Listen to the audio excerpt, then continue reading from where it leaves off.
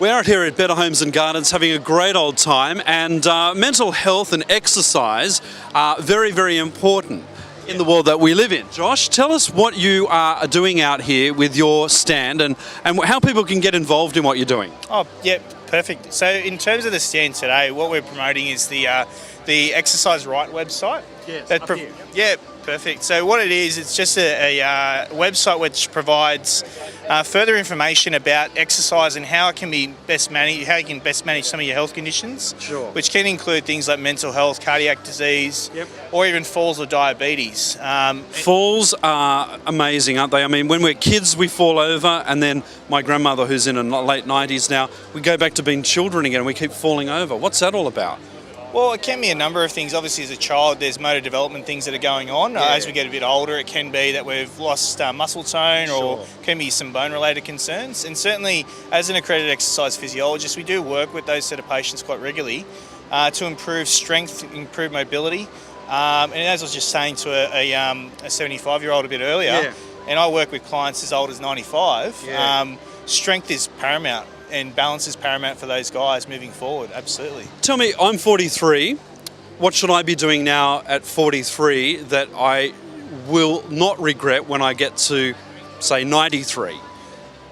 Well, there's plenty of things that you can do. Certainly doing some general strength exercise and with some direct guidance for yourself, I would recommend that you see an accredited exercise physiologist for a tailored plan. Yep. But what we all can do is certainly look at some regular physical activity, whether it's going for a walk or going down to the park and utilising one of those park gyms that are available there, or whether it's even just walking up the stairs or doing some general strength exercise around the home or at a gym and just get the correct guidance for that. Yeah, because we do live in a world where people, quite frankly, sit on their behinds a lot now, and they watch a lot of television.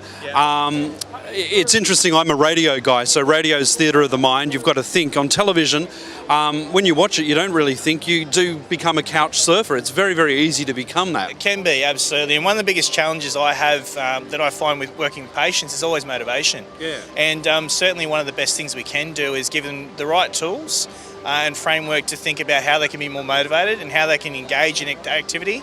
And I guess one of those fears that some patients do have is going to a gym and being judged. And as an exercise physiologist, what we do is create some great solutions and some strategies where they can exercise where they feel comfortable. You know, it's funny. Look, I did the gym thing growing up. Everybody does it. I actually injured myself terribly. And as a result of it, I will never, ever, ever, ever, ever again go back to a gym and have a 21-year-old be my personal trainer because they know nothing. Okay. That was for me. That was my experience. And I went back to doing what I used to do, which was ballroom dancing. I was a ballroom dancer as a kid. And I said to someone the other day, I would never go back into the gym to become a gym junkie type thing. It just didn't work for me. Right. Your advice to people when they do go to gyms, and I know they go with the best of intentions, and you know they're there to make themselves a better person. What should they look out for in a personal trainer? What is a good personal trainer?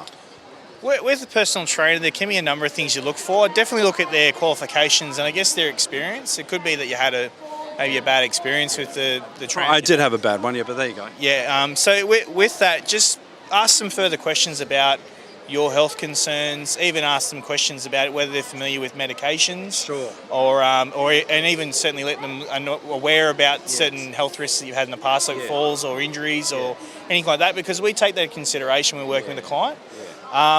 If in doubt, certainly seek some advice from a learned professional like an exercise physiologist, because we do regularly work with clients in developing gym programs.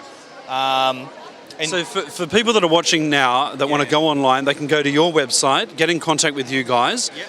Do you also help people with their food requirements and intake and referring them to the correct people that can help with dieting?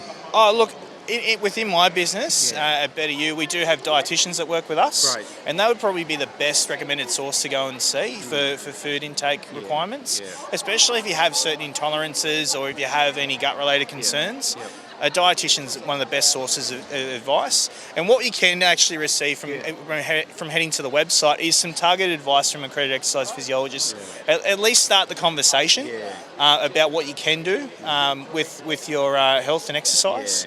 And what they can do is also put you in touch with an exercise physiologist closest to you as well. Yeah, good man. It's a great website. So the website is, what is it? It's exerciseright.com.au. Fantastic. Thank you very much for your time. And we're out here at Better Homes and Gardens giving you that healthy tip.